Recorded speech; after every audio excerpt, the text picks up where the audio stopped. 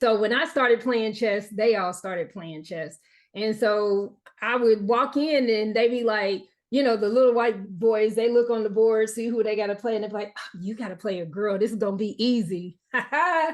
Bet you it won't. And I love being able to walk away and you know, you got beat by a girl. Yep, you sure did. You sure. And it would be all of us and we'd be walking out with our trophy. My parents had a whole room that was nothing but our trophies. Wow. Yeah.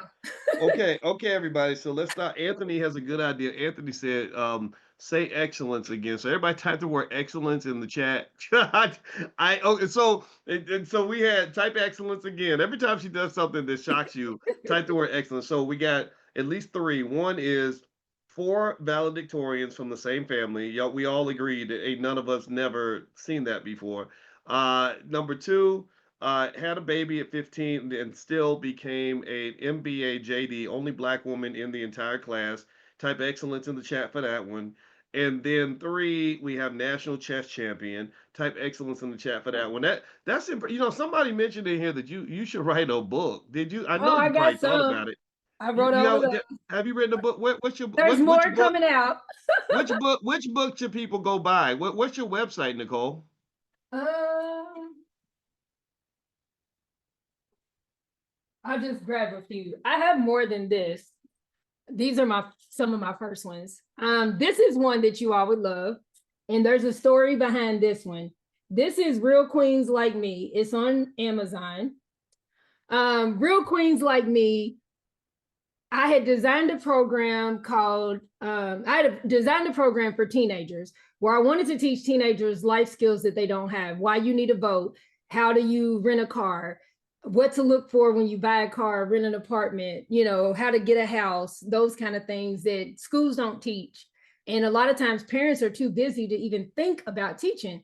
Well, before I launched it, COVID hit. We got my now husband was my boyfriend at the time. We got his kids who went to Ballard. They both graduated from Ballard and their friends.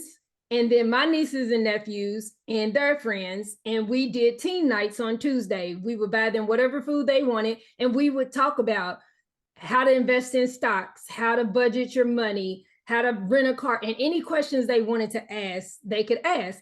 Well, around that time, Kamala Harris was going to be vice president. And my niece was so excited, we're going to have a Black woman. And I was like, do you know that she stands on the shoulders of someone who came before her? Do you know who Shirley Chisholm is? Nobody knew. Nobody. I was livid. And so I just started asking questions. Do you know who Angela Davis is? I started asking questions. Do you know who Angela Davis is? Have you heard her story? Didn't know. So this is actually a series, but this is the first one that I published. And this is just stories of Black women in excellence. And I dedicated this one to the niece who didn't know Shirley Chisholm, but I put when Black women, I'm like, did you know we were millionaires? Like, did you know that we own property? Did you know that we outsmarted so and that this isn't Black history? This is American history because people couldn't have done what they've done if we didn't do. And don't let them tell you that you can't do anything. They tell you about Rosa Parks, and I'm glad she did what she did. They tell you about, you know, Martin Luther King.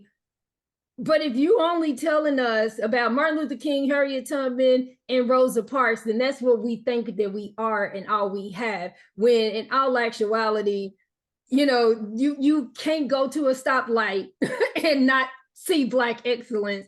You know, the is it Betsy I think Coleman